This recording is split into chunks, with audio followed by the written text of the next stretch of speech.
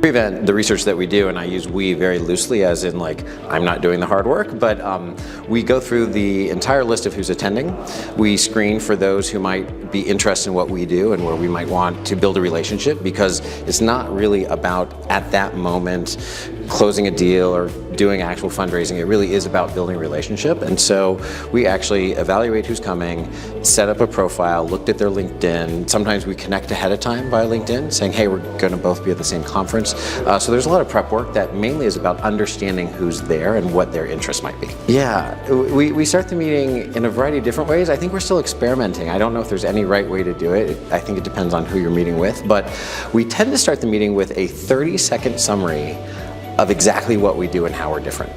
We've settled on this recently, so we kind of say right away, we operate in secondary space for large, very late stage pre-IPO technology companies, and we have a better way of getting to those opportunities and generating great returns. And then that kind of sets off the conversation, and then we try to have people share with us their background, what they're really looking for, how they think about manager selection, and we kind of do some intros. But we do kick off with this is what we do.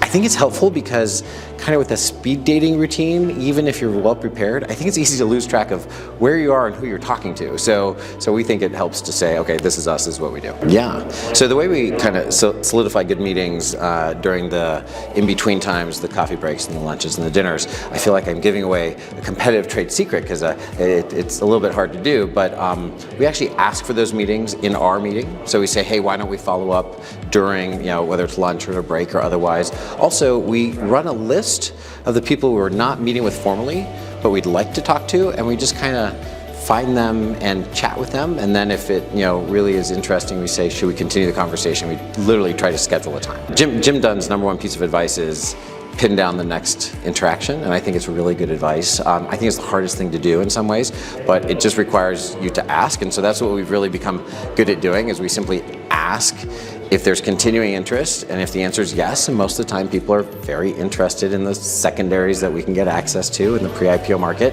we then say, okay, well, let's pull out our calendars and set the appointment. Literally just asking to set the appointment and make the appointment. It takes some discipline, but it's high reward. Yeah.